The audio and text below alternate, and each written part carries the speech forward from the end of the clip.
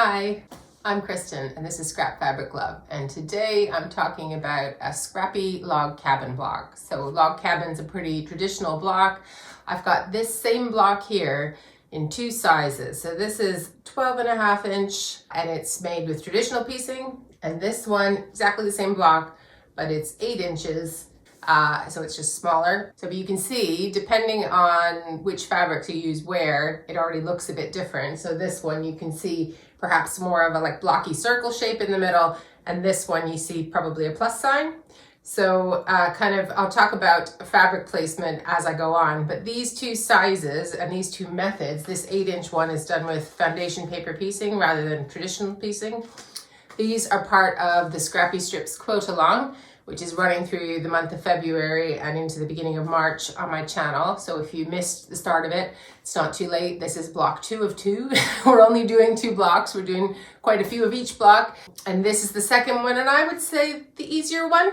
The first one, the Scrappy Bargello block I did last week, which you can check out, had some things that could go wrong if we weren't paying attention to where we put the units. This one, there's a little bit, but I would say it's a bit simpler. So good beginner block, and the log cabin is a block that is used throughout the quilting world in so many ways. So if you've never done one, give it a go. They're lots of fun. Today I'm going to do the tutorial for both the traditional and foundation paper piece versions of this block.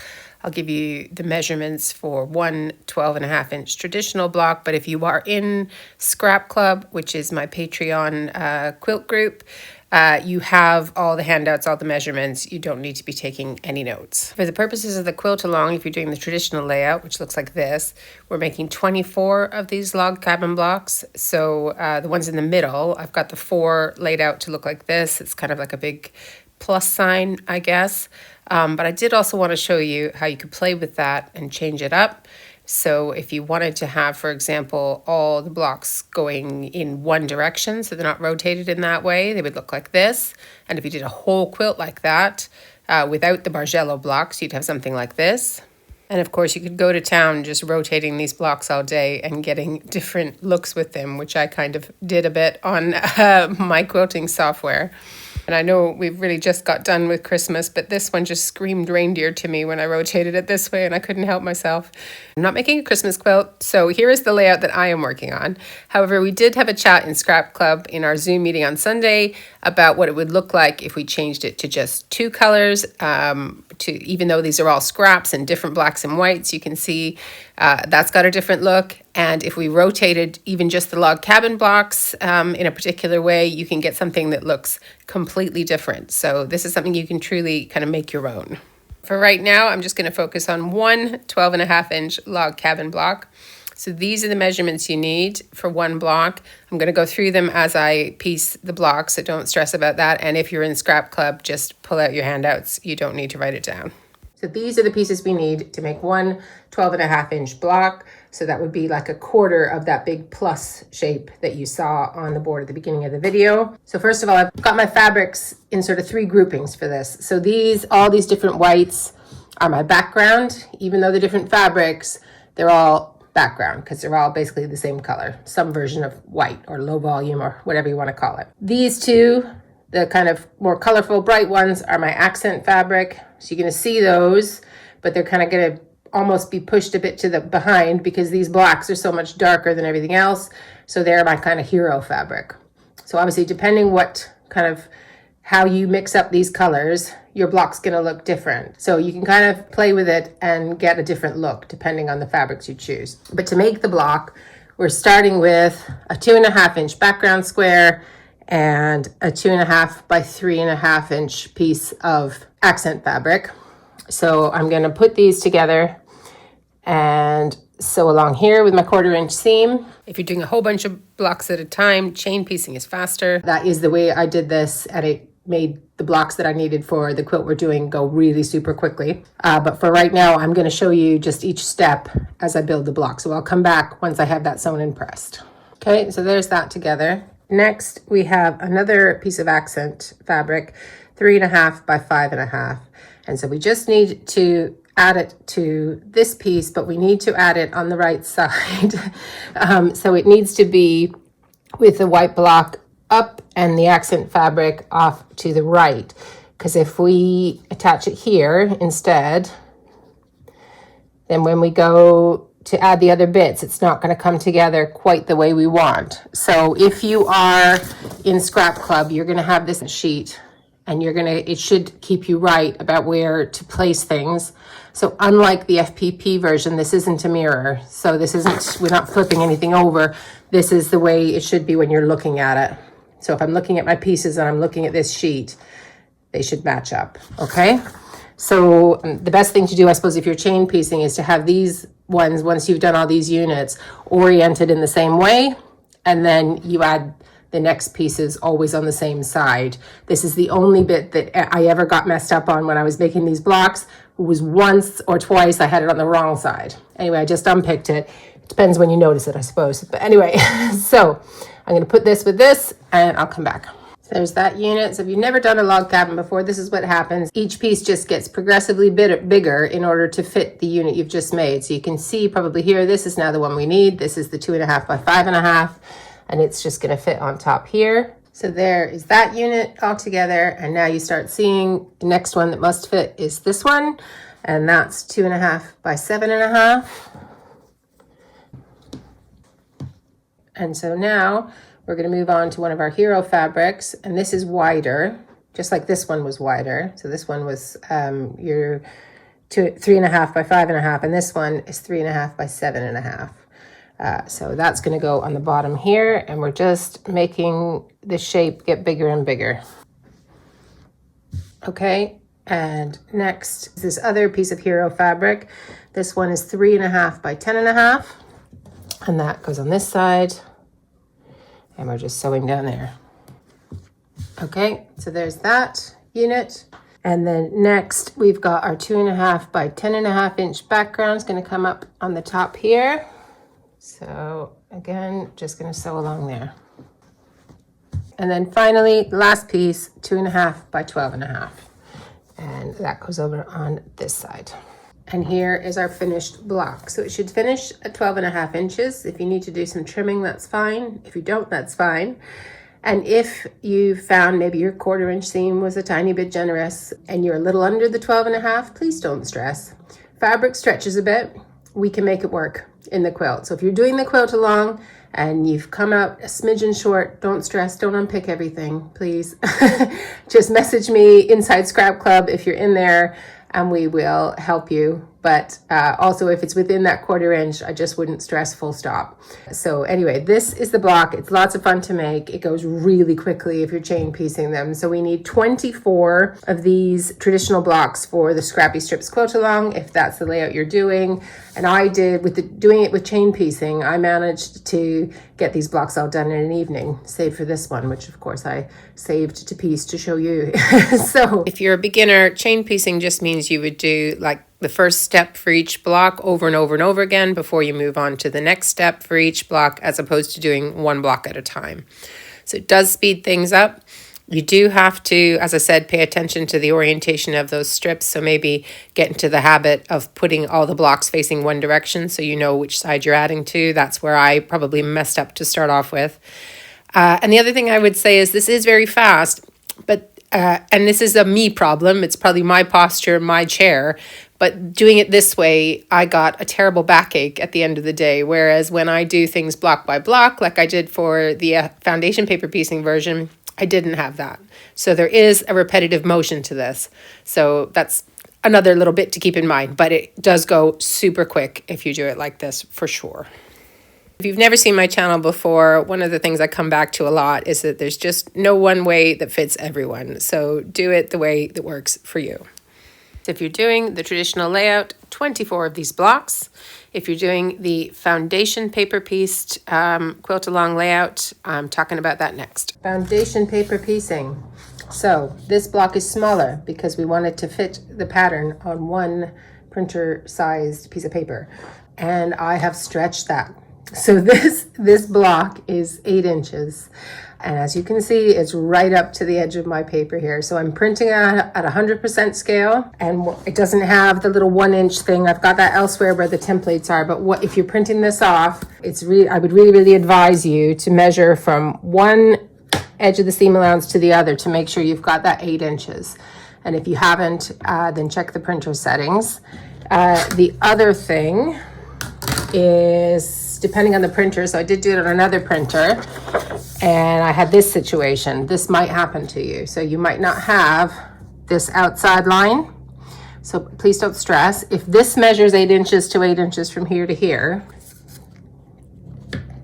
so it does, then I'm fine. So then you just want to cut off the bottom and the top. Don't bother cutting the sides. And when we go to trim the block, you'll line yourself up on that inner line, which is the one that did print. And then you'll trim your 1/4 inch there. So you've still got your seam allowance. So you haven't lost anything as long as you can see that inner line. You just need to know that you still need to measure your seam allowance on both of those sides. So sorry for that, if that's what happens on your printer, but I just wanted to make this block as big as I could, but still on one piece of paper. So I have cut one out here. Now this is the version that you will get. The shading's a bit different on the one that I printed for myself, but this is the one that you will get. So this is your hero fabric, the dark gray. This is your accent fabric, the lighter gray, and this is your background fabric. And just like last time, if you've not done a lot of foundation paper piecing, this is going to be a mirror. So your fabric is going to be, let me move that. Your fabric is going to be right side up on this side, so that when you flip it over, this will be the same orientation as the traditional block, only obviously smaller, right? So your hero fabric and your accent fabric will be over on this right side if we held it this way. You know, obviously differently if we turned it around. But anyway, just so you know that. As well as the measurements that are in your handout, this is for those of you who are in Scrap Club. You will also get templates that you can cut out that correspond with the different pieces. So they've got the same number that you're following on this. So this is A9, sorry, over here, right? And then if you need to know while you're cutting which one is background, which one is accent, I've got a key for you here. It's not shaded, but it's got the patch code and what kind of fabric it is that you're cutting for that. So unlike the foundation paper piece pattern that we did last week, where we were making units and then putting the units together, for this one, the block is all on one page. So once we've pieced this, we're just, that's our full block, and we're just joining it to other blocks as opposed to having to put units together. So I made some different choices with my fabric for the foundation paper piecing one, not because the foundation paper piecing block is any different to the other one, but because I just wanted to try something different. So instead of having one group of accent fabrics and one group of hero fabrics, I kind of grouped all these 4 together and made them, I guess, all my hero or all my accent, however you want to think of that. And I used a mix of denims for these and a mix of scraps for the background. If I'm honest, I don't think the contrast is as good as the traditional blocks. You can judge for yourself.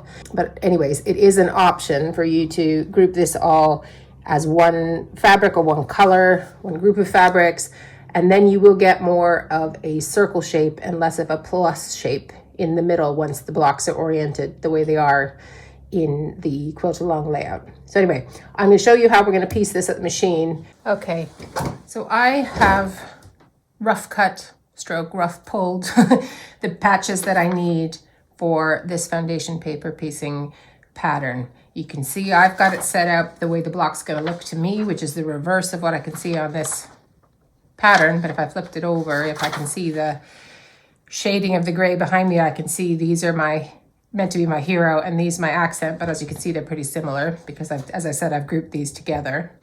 And then these are my background.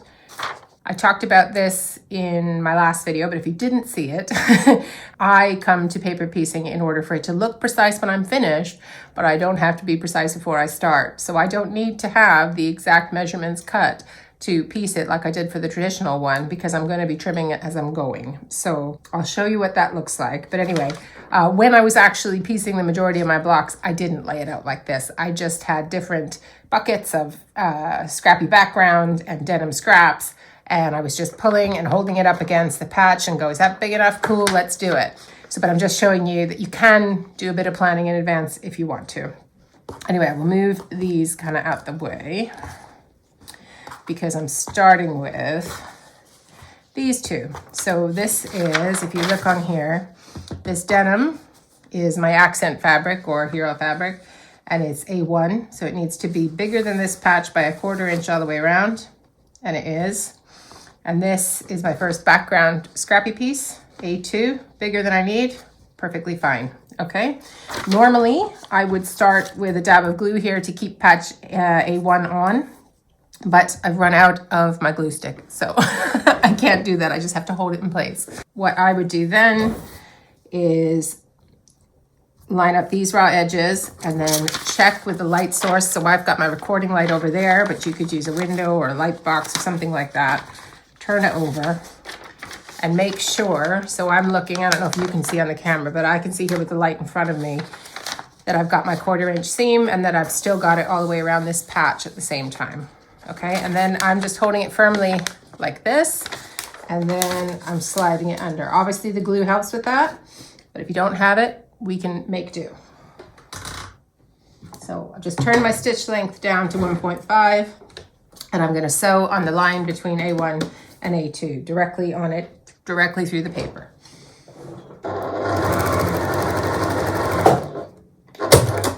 Okay, now I'm using regular printer paper so that I can iron on it, but there are lots of other alternatives, and I've got other videos where I talk about those.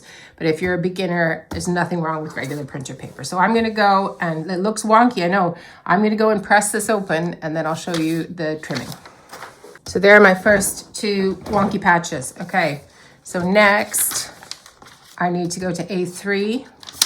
And because I can see that this is gray rather than white, I know it needs to be some of my denim in my case, but for you, this would be your accent fabric. So if you have this version, you would see the different shades of gray. It might also help, I have in the past done this, so if you're struggling to keep stuff straight or the colors aren't working for you, I would do something like write B on the ones that are background, A for accent, H for hero, or I could turn those all to A in my case because I'm using all the same fabric for those 2.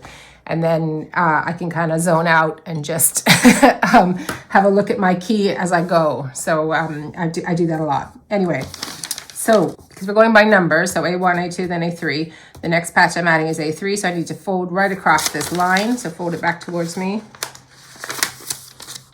And then I need my ruler, and I'm lining up my 1/4 inch seam on the fold, and then just getting rid of anything I don't need on this side. And I don't have to worry about the excess on the other sides yet until I get to that. If you're using much bigger pieces and you want to like salvage as much of those scraps and things, you could go ahead and trim the next one, A4, at the same time. That's not going to hurt anything. Obviously, I'm not salvaging much here, but let's say this was a big strip that I hadn't cut. I showed you last time, I sometimes don't cut any strips at all. I just have this great big piece of fabric hanging off the back of the pattern. I might trim some of it at this stage, right? Anyway, so back to A3. We've got our 1/4 inch seam, so unfold it back again, and then find whatever patch. This is way bigger than I need, so that's fine. So I am gonna line it up like this. I'm gonna look at my light source that I can see and see that I've got my 1/4 inch, and that's fine. And then I'm just kind of pinching the fabric in place with the paper so that I can slide it all under and nothing moves. And check nothing's got bunched.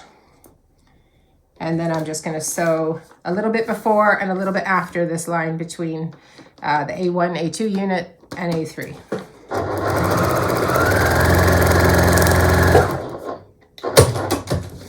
Okay, and then I will press and we'll do some more trimming.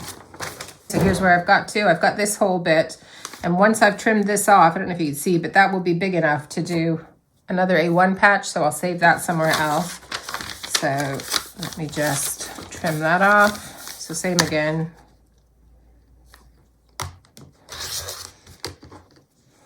And then I'm having a look at A4. A4 is my background. And I think I'd picked this one roughly for that size. Again, it's bigger than I need, but that's fine. So I'm just gonna line that up on the right sides to right sides. Do that pinching again so it doesn't move, and slide it under.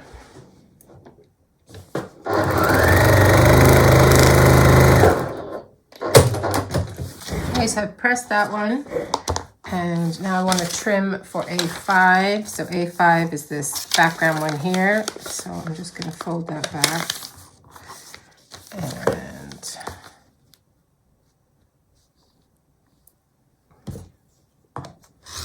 trim that off. And then A5 is background again. So what did I have? I have this one, I think. So let's see if that's still going to fit. Looks like it does. So I can see, with the light I have in this room, I can see the two lines of the patch here. So I can see that that's larger than I need. So I'll shuffle it down to the 1/4 inch there on this side.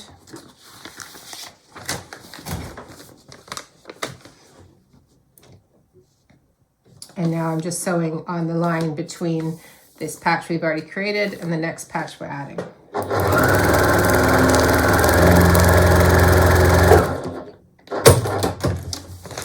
Okay, and then I'll again press and come back and do A6. Okay, so that's how we're looking now. Still looks a bit weird. And then A6 is the next one. So then I'm folding on this line here to remove all the excess over here after we've got our seam allowance. Okay. And then A6 is an accent or a hero, depending on what fabric choices you've made. So I'm putting that, I'm trying to look at my lines through the paper here, and that will be big enough. And if I'm not sure, I can kind of mimic that 1/4 inch seam and flip it, and that's fine. So I'm going to do that. I'm going to hold it in place as best I can, and then sew along this line.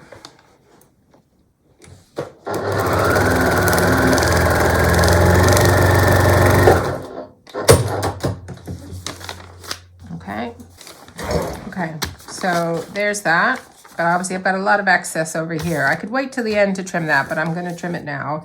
So this is my 1/4 inch seam allowance. I've got both lines on my paper, so I am going to line it up with the very outer edge and trim off all the rest. So yes, I'm using the rotary cutter through the paper. I know it's a big quilting no-no, isn't it?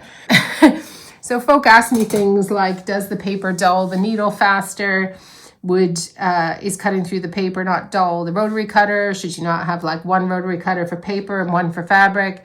To my mind, it's like, it's just a technique I'm using. If the rotary cutter dulls a bit faster for using it with this paper, then, you know, change it faster. You know, it's just kind of the use case. I'm not sure how I would save any money or anything if I was using two different, but that's another way to go. You could have your FPP rotary cutter and your regular rotary cutter. Depends what you want to do. Okay, anyway, so that's where I am now. So then the next one's A7, which is another accent. So I'm gonna, again, do just the same again. Fold on that black line. And trim off everything we don't need.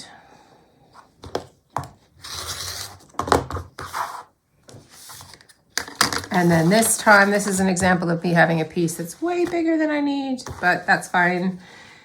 So I'm looking through the paper for the line at the top of A7, make sure I've got enough fabric over the line for my 1/4 inch seam.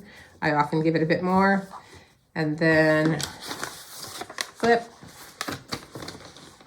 And I showed last time, I've got these cardboard boxes for, ones for like little trimming things that I'm not going to use anywhere else, and ones where I am going to use them somewhere else. So I've got two different boxes going beneath my desk to capture all these things I'm trimming off. And then I'm just going to sew here.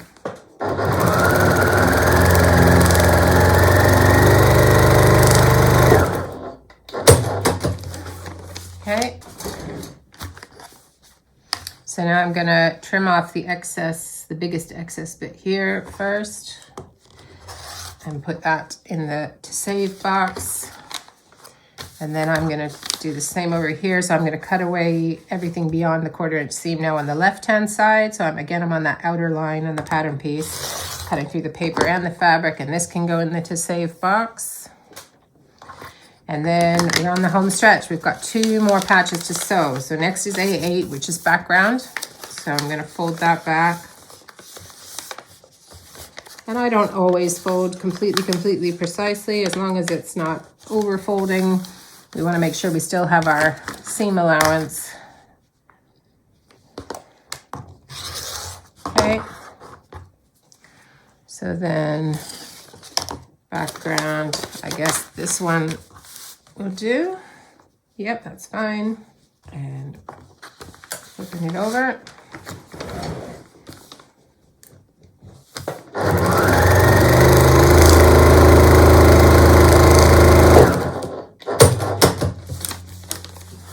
Okay, and then if you've got a skinny strip like this, you can double check, is it definitely hit the seam allowance? And it does. So I'm just gonna press that and I'm fine. Okay, so there I am there. So I'm gonna turn it over. I'm just gonna, this little guy can just go in my green crumb drawer. Here we go. And then I need to flip myself around. My very last patch for this block is a 9, which is background again. So that just means random scraps for the choices I've made for this block, but it could equally be, you know, whites or blacks or whatever it is you want your background to be. There's somebody in Scrap Club who's using Batik Browns as their background, and it's very vibrant with the other colors they've chosen as their accent. So many ways you can go with it. Right, so last patch, I'm gonna use this one, way too long. That's fine. I'm gonna line it up pretty much right at the top here so that I can save the tail of it for something else.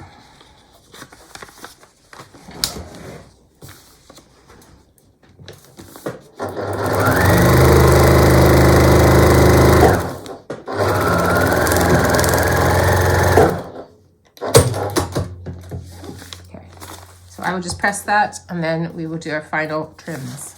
Okay, so there it is. I just need to trim off the rest of this excess. So I'm gonna find the outer line here.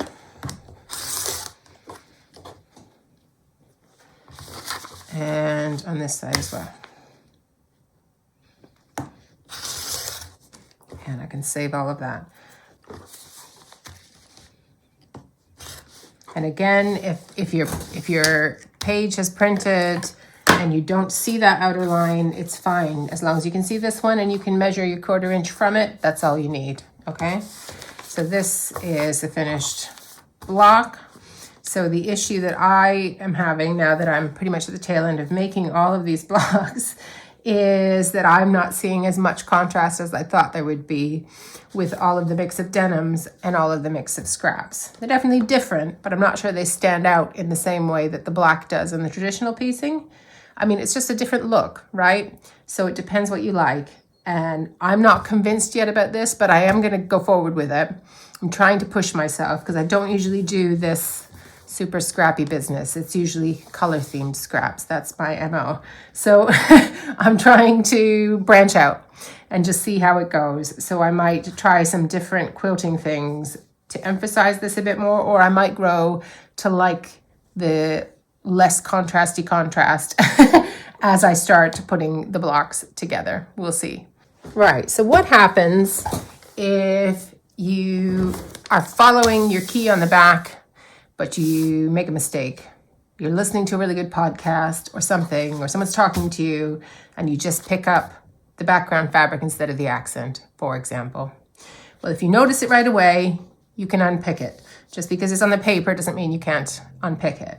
If you notice it once you've got a few rounds of stuff going on, you can just let it be and say it's a happy accident, or because obviously I'm mentioning this because it did happen to me once.